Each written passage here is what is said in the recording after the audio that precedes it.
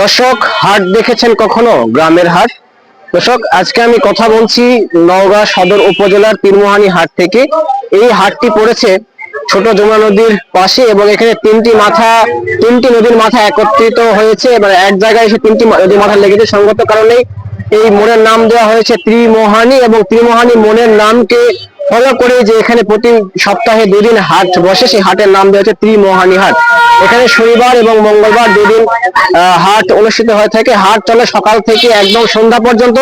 But আমি কথা বলছি বিকেল বেলা, সকাল থেকে সেই ফজরের নামাজের পর থেকে কিন্তু হাটের কার্যক্রম শুরু হয় শনিবার এবং মঙ্গলবার। বাট আমি সকালবেলা আসতে পারি না, সঙ্গত কারণে আমি আজকে বিকেলে অর্থাৎ শনিবার বিকেলের দিকে এই হাটে এসেছি। অতীতে এর আগে কখনো আমার পক্ষে হাট নিয়ে ভিডিও করা সম্ভব হয় না, সঙ্গত কারণে এটি হাট নিয়ে আমার প্রথম ভিডিও। এবং যদি সাড়া পাই সেক্ষেত্রে আরো আমি গ্রামের মানুষের যে জীবনযাত্রা এবং গ্রামের মানুষের যে অর্থনৈতিক চাকা, আপনারা অনেকে অবগত আছেন যে সেই প্রাচীন কাল থেকে কিন্তু গ্রামের অর্থনৈতিক চাকা সচল রেখেছে এই গ্রামের হাটগুলো। এই হাটগুলো আমি পর্যায়ক্রমে আস্তে আস্তে বিভিন্ন হাট ঘুরবে আপনার মধ্যে তুলে ধরার চেষ্টা করব। তো শুরুতে এটুকুই বলা মনে ছিল, আমি যে হাটটির কথা বলছি এটা আসলে ত্রিমোহানী হাট। এটা নওগাঁ সদর উপজেলা এবং রায়নগর উপজেলার মাঝামাঝি বরাবর পড়ে গিয়েছে, যার কারণে আসলে আমি আইডেন্টিফাই করে বলতে পারছি না যে আসলে নওগাঁ সদর উপজেলার মধ্যে পড়েছে নাকি রায়নগর উপজেলার মধ্যে পড়েছে। তো যাই হোক, যে উপজেলার মধ্যে পড়ুক, আপনারা যদি হাট দেখতে চান তাহলে কিন্তু হাটে আসতে পারেন। এবং আমি কিছুক্ষণ পরে হাটে প্রবেশ করবো এবং হাটের সার্বিক চিত্র সেটি আপনাদের তুলে ধরার চেষ্টা করবো।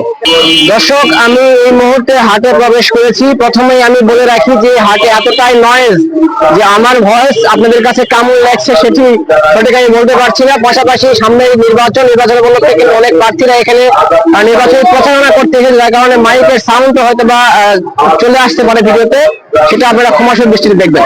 তো হাটে আমি অলরেডি প্রবেশ করে ফেলেছি। হাটটা অনেক বড়, অর্থাৎ খুব শর্টকাটের মধ্যে দিয়ে আমাকে ভিডিও শেষ করতে হবে, না হলে আপনাদের কাছে দেখতে আসলে ঝামেলাদায়ক মনে হবে।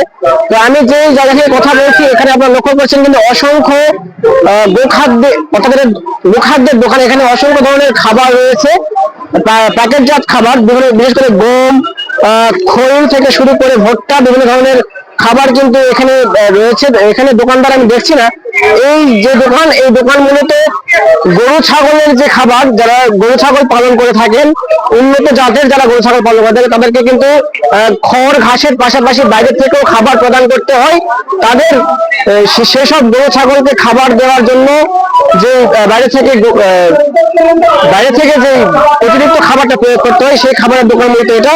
এখান থেকে গরু ছাগলের খাবার বিক্রয় করে থাকেন। পাশাপাশি হাটে কিন্তু আরো অসংখ্য দোকান রয়েছে। বিশেষ করে এই পাঁচটায় যদি আসি সেক্ষেত্রে আপনারা লক্ষ্য করছেন যে এই পাঁচটায় কিন্তু খাবারের দোকান, অর্থাৎ এটা হচ্ছে গরু ছাগলের যে অর্থাৎ নেহেরি যাকে বলে, এই নেহেরি কিন্তু খাবার নেহেরি এখানে পাক করেছেন এবং এখান থেকে নেহেরি সরবরাহ করছেন।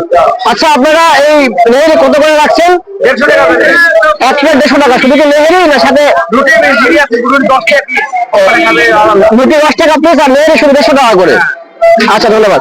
আপনারা দেখলেন যে এখানে নেহেরি আসলে 150 টাকা করে প্লেট নেহেরি সরবরাহ করছে এবং পাশাপাশি রুটি রয়েছে। রুটি কিন্তু মাত্র 10 টাকা করে পিস। আপনারা যতটা পারেন নিয়ে খেতে পারেন। পাশাপাশি হাটে কিন্তু অসংখ্য দোকান রয়েছে। এখানে নিত্য প্রয়োজনীয় বিভিন্ন জিনিসের পাশাপাশি কিন্তু হরেক রকম খাবারের দোকান রয়েছে। যেমন এই পাঁচটাতে যদি এসি তাহলে আপনারা লক্ষ্য করবেন যে এখানে কিন্তু অসংখ্য ভাজা পোড়া জাতীয় যেগুলো খাবার, সেগুলো খাবারের দোকান এটা মূলত। এখানে মিষ্টি জিলাপি থেকে শুরু করে ভাজা পোড়া যত প্রকারের আইটেমের ভাজা পোড়া বা মিষ্টান্ন যেগুলো জিনিস রয়েছে সবকিছুই কিন্তু এখানে মামা নিয়ে বসে রয়েছেন। আচ্ছা, এখানে কত প্রকারের আপনার খাবার রয়েছে? এখানে মোটামুটি 10-12 প্রকারের খাবার রয়েছে। এবং এই খাবারের দামগুলো কেমন? মানে গত টাকা এগুলো 15-20 টাকা শহর মধ্যে, তাই না? মানে ক্রয় ক্ষমতার মধ্যে আপনার দাম রেখেছেন এবং হাট উপলক্ষে বিভিন্ন ধরনের খাবার এখানে এনেছেন। তো এখানে আপনার বিক্রি কেমন হচ্ছে? বিক্রি ভালো হয়, তাই না? তো এখানে দর্শক, এখানে কিন্তু আসলে খাবারের দোকানটাই বেশি দেখছে, অর্থাৎ যে পাঁচটাতে হাটের খাবারের হোটেলগুলো, সেই পাঁচটাতে আমি প্রবেশ করেছি। এবং যার কারণে এখানে শুধু খাবারের দোকানে দেখছেন। আমি আরেকটু দূরে যাওয়ার চেষ্টা করব এবং এই পাশটাতে এসে আরেকটি খাবারের দোকানের সামনে আমি এসেছি। এখানেও বেছে আসলে অসংখ্য খাবার, মানে ভাজা পোড়া এবং মিষ্টান্ন জাতীয় যেগুলো খাবার, সেগুলো খাবারের প্রাধান্য কিন্তু এই হাটগুলোতে বেশি। তো এখানে যে দোকান থেকে আমি একটু আগে কথা বলেছিলাম, সেই দোকানের তুলনায় কিন্তু বর্তমান সময়ে আমি যে দোকানের সামনে দাঁড়িয়ে রয়েছি, এই দোকানে কিন্তু অসংখ্য খাবার রয়েছে। তো আমি একটু ভাইয়ের সাথে কথা বলবো, যাওয়ার চেষ্টা করবো যে এখানে কত প্রজাতির খাবার তারা রেখেছেন এবং খাবারের দাম তারা কেমন রাখছেন। আপনার এখানে কত প্রজাতির খাবার রয়েছে? আমার এখানে আছে মোটামুটি ভাই 20 থেকে 22 রকমের জিনিস আছে এখানে। 20 থেকে 22 রকমের জিনিস আছে। এগুলোর দাম আপনারা কেমন রাখছেন? এগুলো 200 টাকা কেজি, 180 টাকা কেজি, 300 টাকা কেজি। মানে এখান থেকে কেজি ভাবে একদম পাইকারি আপনারা সেল করেন, তাই না? জি, পাইকারি খুচরা দুটাই। খুচরাও সেল করে, আবার যারা অন্যান্য দোকান রয়েছে তাদের কাছে পাইকারিও সেল করে। জি হ্যাঁ। এই হাট থেকে মূলত সব জিনিসপত্র পাইকারি সেল করা বেশি, তাই না? জি। আচ্ছা, ধন্যবাদ। আপনার এখানে কি শুধু খাবারের দোকান? হ্যাঁ, শুধু খাবারের দোকান। মানে আমি যে পাঁচটাতে প্রবেশ করেছি, এখানে শুধু খাবারটাই, বিভিন্ন খাবারের সংখ্যাটাই বেশি। হ্যাঁ, আমাদের এখানে ভাজা পোড়া এটা বেশি চলে। ভাজা পোড়া এখানে বেশি চলে। আর আমি শুনলাম যে এখানে মিষ্টি আর পাউরুটি বিখ্যাত তিনমোহনী হাট। হ্যাঁ, যে পাশে, ওই পাশে গেলে মিষ্টি মিষ্টি পাউরুটি পাওয়া যাবে। আচ্ছা ভাই, ধন্যবাদ। দর্শক, হাটে প্রথমেই বললাম নিত্য প্রয়োজনীয় যত ধরনের জিনিস সবকিছু আসলে পাওয়া যায় গ্রামের হাটগুলোতে। তো গ্রামে শুধু যে গ্রামের হাটগুলোতে শুধু খাবারের খাবার থেকে শুরু করে নিত্য প্রয়োজনীয় যেগুলো রান্না বান্নার কাজে ব্যবহৃত জিনিস, সেগুলো যে শুধু পাওয়া যায় ব্যাপারটা এমন নয়। এখানে গ্রামের কৃষকরা কিন্তু অনেক সময় বিভিন্ন ধরনের দড়ি ব্যবহার করে থাকেন। এই দড়িও কিন্তু ব্যাপক ধরনের, মানে ব্যাপক আকারের দড়িও এখানে পাওয়া যায়। দেখলাম এখানে দেখছি বিভিন্ন আকৃতি আসলে দড়ি। এই দড়িগুলো আসলে গ্রামের কৃষকরা বিভিন্ন কাজে ব্যবহার করে থাকেন। সঙ্গত কারণেই কিন্তু এই হাটগুলোতে তাদের চাহিদার কথা চিন্তা করে এখানে তারা বিভিন্ন আকৃতির দড়ি এখানে রেখেছেন। পাশাপাশি মাছ ধরার জাল থেকে শুরু করে আরো বিভিন্ন ধরনের প্রোডাক্ট তারা রেখেছে। এবং একটু ভাইয়ের সাথে কথা বলে জানার চেষ্টা করবো দড়ির প্রাইস গুলো কেমন রাখছেন এবং এখান থেকে বিক্রি প্রতিদিন কেমন হচ্ছে। আপনি কি এই হাটে প্রতি হাটে কি আপনি এখানে দড়ির দোকান দিয়ে বসেন? হ্যাঁ, এখানে প্রতি হাটে আমরা শনিবার এবং মঙ্গলবার 2 দিনে এখানে দোকান দেওয়া হয়। আপনি শুধু দড়ি বিক্রি করেন না অন্য প্রোডাক্ট বিক্রি করেন? না, শুধু দড়ি। শুধু দড়ি বেচা কিনে কেমন হয় হাটে? ম্যাক্সিমাম 20,000 টাকা বেচা কিনা হয় প্রতি হাটে। 20,000 টাকা বেচা কিনা হয়, তোমার তো আপনাদের এখানে বেচা কিনা ভালোই হয়। হ্যাঁ, এখানে বিভিন্ন জাতের দড়ি দেখছি। এগুলো দড়ি আপনার আসলে কি কি কাজে ব্যবহৃত হয়? এগুলো দড়ি আপনার যে গরুর ফিতা, গরুর রশি, যেগুলো গরু বাঁধে, আপনার গরু তারপরে ধান কাটা। দর্শক, বর্তমান আধুনিক সময়ে আমরা লক্ষ্য করি যে অধিকাংশ পণ্যই কিন্তু প্যাকেটজাত। বিশেষ করে মশলা জাতীয় যেগুলো দ্রব্য, অধিকাংশ মশলাই কিন্তু প্যাকেটজাত। বাট হাটে কিন্তু এখনো সকল মশলাই খোলাভাবে বিক্রয় করা হয়। যেমন আমি যদি হলুদ বা গুঁড়ো মরিচ এগুলো কথা যদি বলি, সেক্ষেত্রে শহরের যেগুলো মুদি দোকান, সেগুলোতে কিন্তু খোলা প্রোডাক্টের চেয়ে বা খোলা পণ্যের চেয়ে কিন্তু প্যাকেটজাত মশলা পণ্যের চাহিদা বেশি এবং প্যাকেটজাত মশলা পণ্য অধিক লক্ষ্য করা যায়। বাট গ্রামের হাটগুলোতে কিন্তু এখনো প্যাকেটজাতের বদলে একদম খোলা, একদম বস্তায় করে রেখে দিয়েছেন। এবং যতগুলো মশলা দেখছি এখানে অনেক ধরনের মশলা রয়েছে। সবগুলো মশলা আমি নামও জানি না, আর সবগুলো মশলা আসলে ধরে ধরে বলা সম্ভব নয়। এখানে অনেক মশলা লক্ষ্য করছেন। পাশাপাশি হলুদ গুঁড়ো এবং মরিচ গুঁড়ো সব কিন্তু এখানে আসলে বস্তা করে খোলা ভাবে রেখে দিয়েছেন। এখান থেকে তারা কেজি হিসেবে খদ্দেরের কাছে বা ক্রেতা রয়েছেন তাদের কাছে বিক্রয় করছেন। এবং এখানে মশলার দোকানও অনেক, বাট প্রত্যেকটা দোকান থেকে আসলে আমার পক্ষে ভিডিও সম্ভব না। সংবাদ দোকানে একটি দোকান থেকে এই ভিডিও নিলাম। তো এখান থেকে আপনাদের মশলা কেমন বিক্রয় প্রতিদিন? মোটামুটি ভালোই বিক্রয় হয় বলে তারা জানাচ্ছেন। আমাকে বললো যে প্রতি হাটেই কিন্তু তারা এখানে মশলার দোকান নিয়ে বসে, প্রতি হাটেই কিন্তু এখান থেকে মশলা ব্যাপক আকারে বিক্রয় হয়। দর্শক, আমি এখন দাঁড়িয়ে রয়েছি গুড়ের দোকানের সামনে। বর্তমান চলছে শীতকাল এবং শীতের সময় কিন্তু ঐতিহ্যবাহী একটি প্রোডাক্ট, অর্থাৎ ঐতিহ্যবাহী একটি পণ্য খেজুর গুড়। তো এখানে তারা দাবি করছেন, তারা যে খেজুর গুড় নিয়ে বসে রয়েছে, এটা একদম অরিজিনাল খেজুর গুড়। এই খেজুর গুড়ের দাম তারা হাঁকছেন 160 টাকা কেজি। পাশে কিন্তু রয়েছে কুষার গুড়। যদিও শীতকালে কুষার গুড়ের কি বলে চাহিদাটা এত বেশি থাকে না, চাহিদার তুলনায়, অর্থাৎ কুষার গুড়ের তুলনায় খেজুর গুড়ের চাহিদা শীতের সময় যাতে অধিক থাকে। সংগত কারণে এই গুড়ের সামনে থেকে একটা ভিডিও নিয়ে আমার। এই গুড়ের দাম তারা হাঁকছেন 160 টাকা কেজি। আর পাশে তারা রেখে দিয়েছেন কুষার গুড়ের দাম তারা হাঁকছেন 110 টাকা কেজি।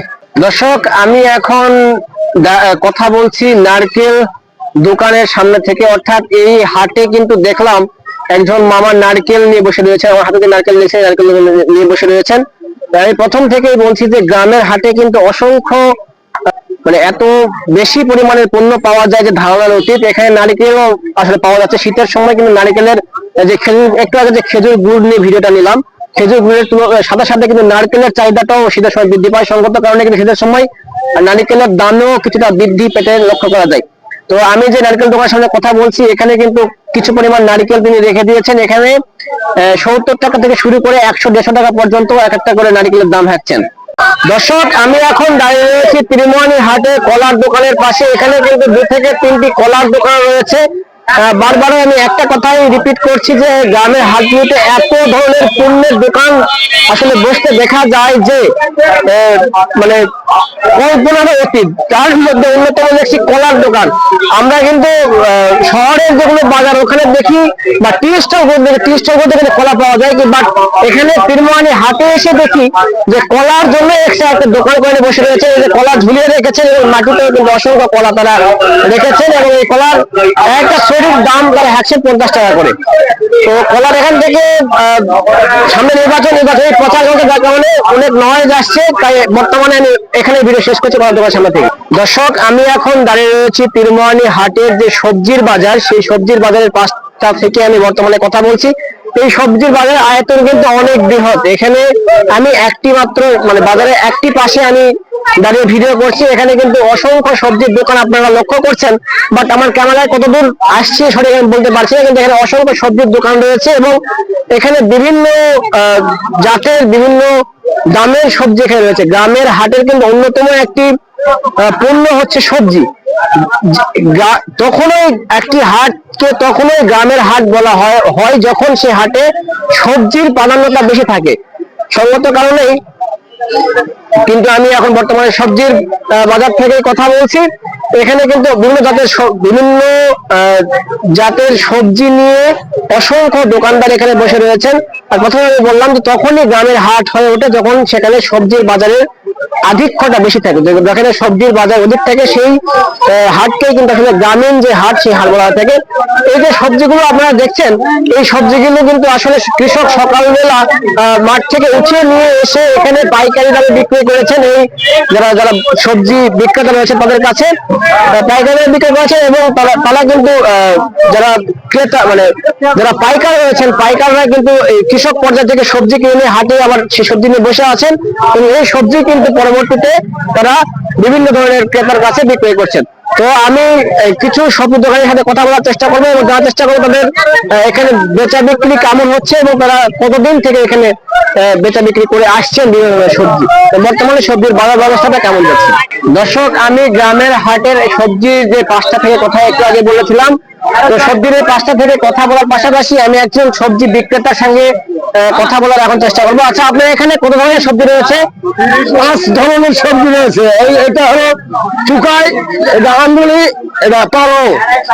আচ্ছা, রান্নায় ধরে তো তরকারির সঙ্গে ব্যবহার করা হয়, বাট চুকাই কোন কাজে ব্যবহার করা হয়? চুকাই ব্যবহার করা হয় যে কচু, আদা কচু জল বলা কিছু একে ব্যবহার করা হয় ঘাটির জল। ঘাটিতে চুকাটা বেশি খায়। এটা কি শুধু কচু ঘাটিতে ব্যবহার করা হয় না, অন্যান্য ঘাটি তো দেয়। এটা কি শীতকালীন সময়ের সবজি না গরমের সময় পাওয়া যায়? শীতকালীন সবজি। শীতকালীন সবজি না? আচ্ছা, ধন্যবাদ। দর্শক, এই ত্রিমোহনী হাটে এসে সবজির এই পাঁচটা থেকে কিছু কথা বলার আমি চেষ্টা করেছি এবং কিছু সবজির দোকান আপনাদের মাঝে তুলে ধরার চেষ্টা করি। পাশাপাশি একজন বিক্রেতার সঙ্গে আমি কথা বলার চেষ্টা করেছি এবং তার কাছে খুব বেশি প্রোডাক্ট ছিল না। এখানে একটি আনকমন একটি পণ্য দেখলাম, সেটি হচ্ছে যে চুকাই, যেটা ঘাটিতে ব্যবহার করা হয়। আমাকে ঘাটিতে ব্যবহার করা হয় বলে তিনি আমাকে জানিয়েছেন। পাশাপাশি রান্ধনি ধোনা চুকাই ছাড়া খুব বেশি সবজি ওখানে ছিল না। তো আমি আরেকটি দোকানে আমি প্রবেশ করেছি এবং এই দোকানে কিন্তু অসংখ্য সবজি আপনারা লক্ষ্য করছেন, বেগুন, গাজর, সিম থেকে শুরু করে আর অসংখ্য সবজি রয়েছে। আচ্ছা, আপনি এখানে এই হাটে কতদিন যাবত দোকান করছেন? ও দিন 30 বছর তো হবে। 30 বছর থেকে আপনারা দোকান করছেন। এই সবজিগুলো আপনি কোথা থেকে কিনেছেন? আমি এখন বর্তমানে এখানেই কিনি। সকালবেলা কৃষকরা এখানে নিয়ে আসে, তাদের কাছ থেকে কিনেন আপনি এবং হ্যাঁ, গৃহস্থ করে কিনা হয়। এবং পরবর্তীতে ক্রেতা পর্যায়ে বিক্রয় করেন। হ্যাঁ, এখন সবজির দাম কেমন চলছে? বেগুন 40 টাকা কেজি, টমেটো 40 টাকা কেজি, সিম 30 টাকা, গাজর 30 টাকা। মানে সবজির দামটা আগে থেকে কিছুটা নেমে এসেছে, তাই না? হ্যাঁ, নেমে আসছে। আচ্ছা, ধন্যবাদ। দর্শক, আমি এখন দাঁড়িয়ে রয়েছি হাটের পানের দোকানের পাশে। গ্রামের হাট আর এখানে পানের দোকান থাকবে না, এটা আসলে কল্পনা করাটাও একটি দুরূহ বিষয়। গ্রামের লোকজন কিন্তু শহরের লোকজনের তুলনায় গ্রামের লোকজন কিন্তু অধিক পান খেয়ে থাকে, যার কারণে কিন্তু গ্রামের হাটগুলিতে পানের দোকানের আধিক্য বেশি লক্ষ্য করা যায়। এখানে আপনারা দেখছেন কিন্তু অসংখ্য পানের দোকান, বাট আমি একটা মাত্র পানের দোকানের সামনে দাঁড়িয়ে রয়েছি এবং এখানে কিন্তু প্রায় বিরা বিরা পান তারা সাজিয়ে রেখেছেন, যে সকাল থেকে পান এবং সুপারি নিয়ে বসে রয়েছেন। সকাল থেকে পান এবং সুপারি বিক্রয় চলছে এবং সন্ধ্যা পর্যন্ত, অর্থাৎ হাট শেষ যতক্ষণ হবে ততক্ষণ পর্যন্ত কিন্তু তারা এখানে থাকবেন এবং ততক্ষণ পর্যন্তই কিন্তু আসলে পান বিক্রয় হয় এবং হবে। কারণ গ্রামের, প্রথমে আমি বললাম যে শহরের লোকের তুলনায় কিন্তু গ্রামের লোকের অধিক পান খেয়ে থাকে। সঙ্গত কারণে গ্রামের হাটগুলোতে কিন্তু পানের দোকানের আধিক্য বেশি লক্ষ্য করা যায়। তার ধারাবাহিকতায় এই তীরমোহানী হাটে কিন্তু পানের দোকানের আধিক্য অধিক লক্ষ্য করা যাচ্ছে। দর্শক, আমি এখন দাঁড়িয়ে রয়েছি হাটে বিস্কিটের দোকানের পাশে। আমি বারবারই বলছি, এখানে হাটে এত ধরনের প্রোডাক্ট পাওয়া যায় যে কল্পনার অতীত। যেমন এখানে বিস্কিট, এখানে কিন্তু আসলে 10 থেকে 10-এরও অধিক প্রকারের বিস্কিট এখানে রয়েছে। আর একটু আগে মশলা নিয়ে একটা ভিডিও নিলাম, তো মশলাতে দেখলাম যে মশলার বস্তাগুলো তারা খুলে রেখেছেন এবং খোলাভাবেই কিন্তু মশলাগুলো ক্রেতাদের কাছে বিক্রয় করছেন। বা সেম এখানে দেখছি যে বিস্কিট তারা কিন্তু খুলে রেখেছেন এবং এখান থেকে তারা কেজি ভাবে সম্ভবত বিস্কিট ক্রেতা পর্যায়ে সরবরাহ করছেন।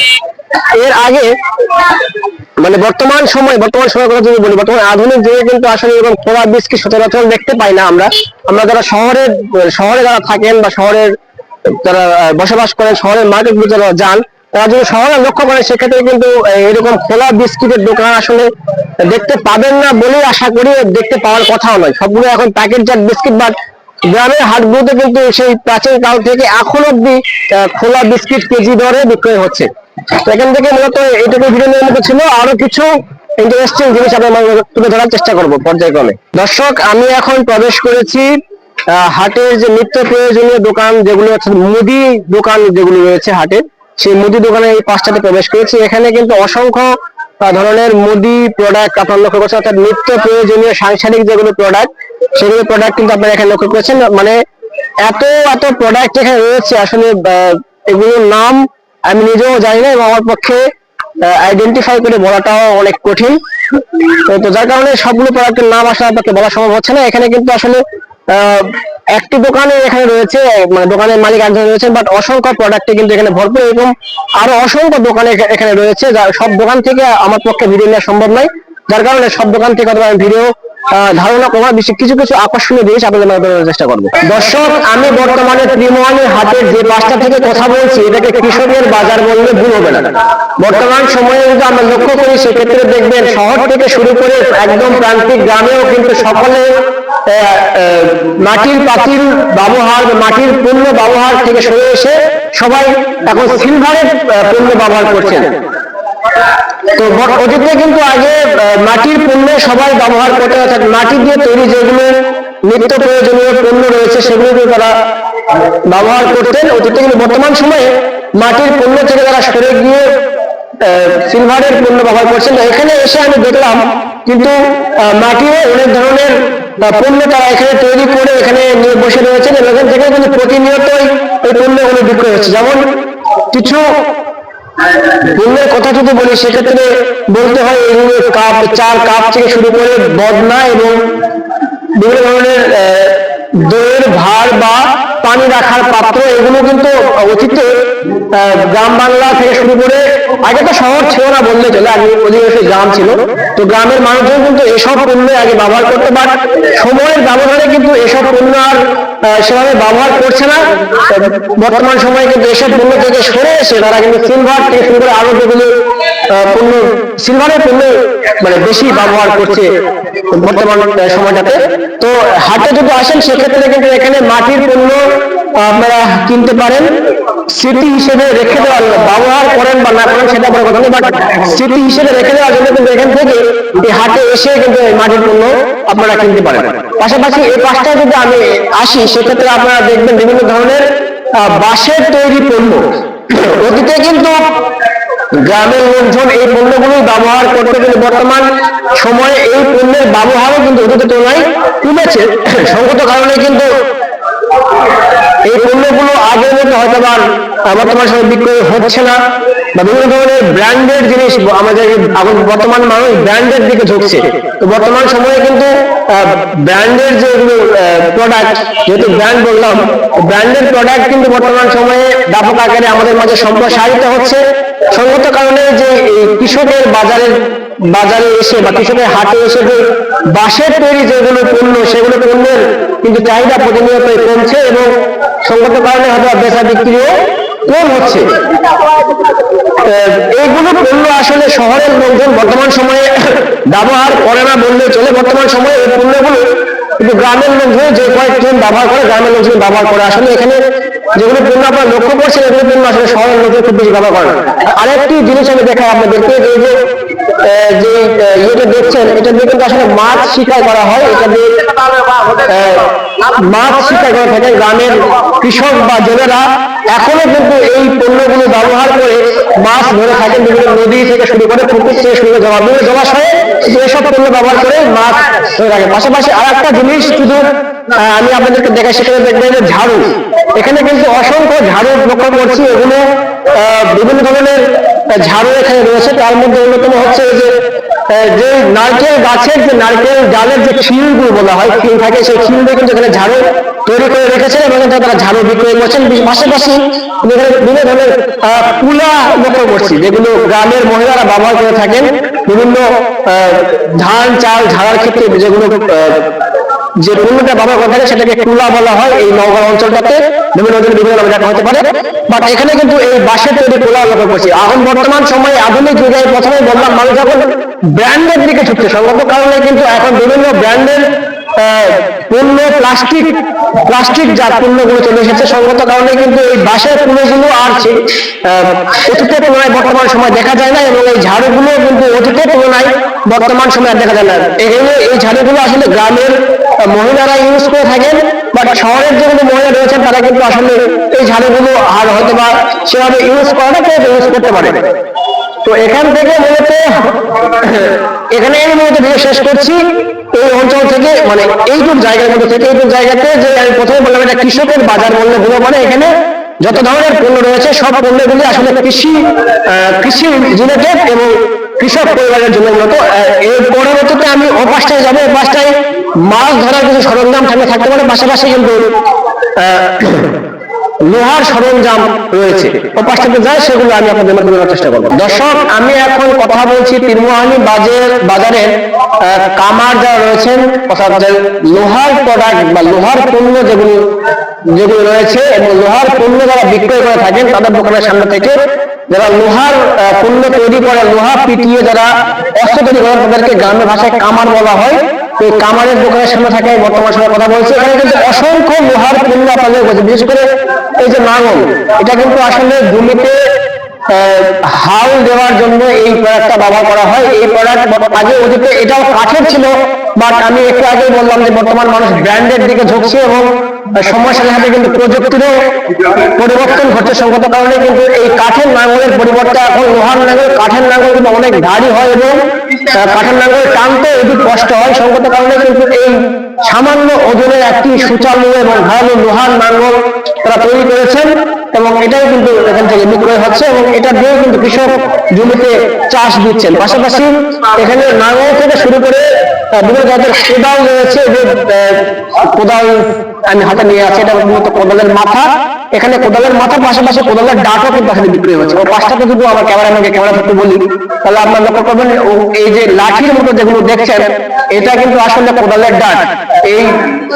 এই ডাট এই কোদালে আটকিয়ে কিন্তু কৃষক ব্যবহার করে থাকেন, জমিতে বিভিন্ন কাজে এই কোদালগুলো ব্যবহার করে থাকেন।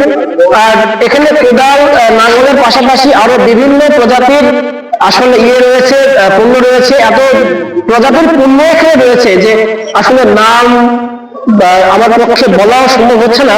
পাশাপাশি কিন্তু আসলে এই পণ্যগুলো কি কোনটা কোন কাজে ব্যবহার হয় সেটাও আসলে আমার পক্ষে বলা যাবে। তবে কিছু কিছু পণ্য আপনাদের মাধ্যমে চেষ্টা করবো।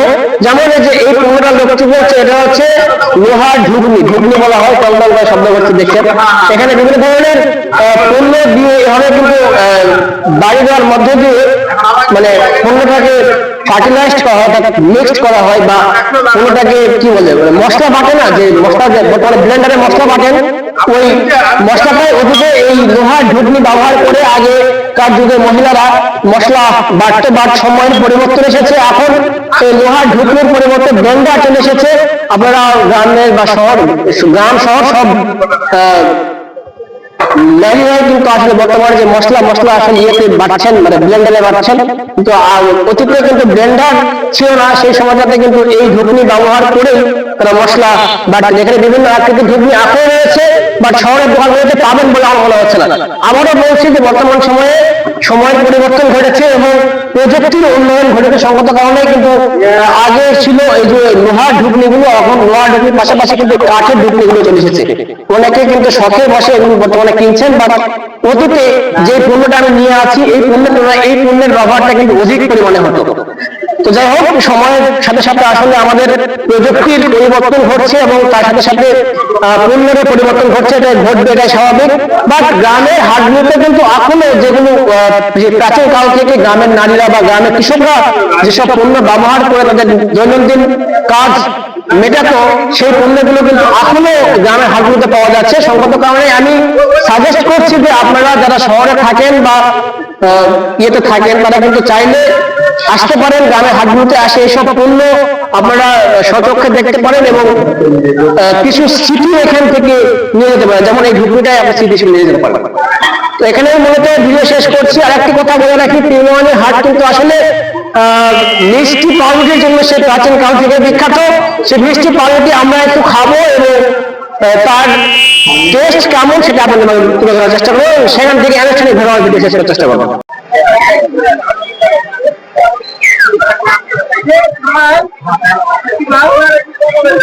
দর্শক, আমি এখন বর্তমানে কথা বলছি ত্রিমোহনী হাটে মিষ্টির দোকানের সামনে থেকে। অর্থাৎ একটু আগে যে খাবারের দোকানের সামনে ছিলাম, ওখানে আমি বলেছিলাম যে ত্রিমোহনী হাটের ঐতিহ্যবাহী খাবার হচ্ছে মিষ্টি আর পাউরুটি। তো মিষ্টি আর পাউরুটি খাওয়া আমার কাছে বেশ স্বাদটা ভালো লেগেছে। তো যার কারণে এখানে এসে খাওয়া, যে হাটে ঢুকে প্রথমেই আমি শুনেছি যে এই ত্রিমোহনী হাটের ঐতিহ্যবাহী খাবার হচ্ছে মিষ্টি আর পাউরুটি, এবং মিষ্টি আর পাউরুটি কিন্তু প্রতি হাটেই ব্যাপক আকারে বিক্রি হয়ে থাকে। সঙ্গত কারণে এই মিষ্টি পট্টি আমি চলে এসেছি, হাটের যে মিষ্টি পট্টি সেই মিষ্টি পট্টি চলে এসেছি এবং এসে এখানে পাউরুটি আর মিষ্টি একটা খালাম, বেশ আমার কাছে ভালো লাগলো। আর একটি কথা বলে দেখি, অঞ্চল ভেদে এবং হাট ভেদে বিভিন্ন ধরনের ঐতিহ্যবাহী খাবার থেকে থাকে, যেমন বগুড়ার আলু ঘাটি, এরকম বিভিন্ন ধরনের ঐতিহ্যবাহী খাবার থেকে থাকে। তার ধারাবাহিকতায় এই ত্রিমোহনী বাজারের কিন্তু ঐতিহ্যবাহী খাবার হচ্ছে পুরি, মিষ্টি আর পাউরুটি। সঙ্গত কারণে কিন্তু আমরা এখানে এসেছি, এসে মিষ্টি আর পাউরুটি খেলাম এবং আমার কাছে বেশ ভালো লেগেছে। আপনারা যারা হাটে যাবেন, সেই হাটের কিন্তু মানে প্রত্যেকটা হাটেই আশা করি যে কিছু ঐতিহ্যবাহী খাবার রয়েছে, সেই ঐতিহ্যবাহী খাবারগুলো টেস্ট করার চেষ্টা করবেন।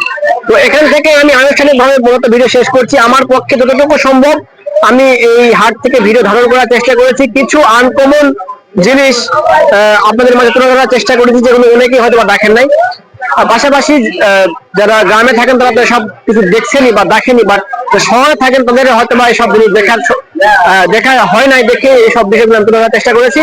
তো এই হাটটা কিন্তু অনেক বড়, এখানে গরু ছাগলের হাট রয়েছে, পাশাপাশি আরো বিভিন্ন ধরনের হাট রয়েছে, বিভিন্ন পণ্যের কিনে বেচা এখানে হয়। সঙ্গত কারণে এই হাট থেকে আসলে পুরো হাটের ভিডিও আমার পক্ষে ধারণ করা সম্ভব নয়, বা পুরো হাটের ভিডিও যদি ধারণ করে দেয় সেক্ষেত্রে ভিডিওটা অনেক বড় হয়ে যাবে, 1-2 ঘন্টা ভিডিও করতে হবে, সেটা আসলে আমার পক্ষে করা সম্ভব নয়, আপনাদের পক্ষে দেখাও কষ্টসাধ্য। সঙ্গত কারণেই ভিডিওটা অবশ্যই বড় হয়েছে এবং এইটুকুর মধ্যে যতটুকু সম্ভব আমি এই হাটটা কভার করার চেষ্টা করেছি।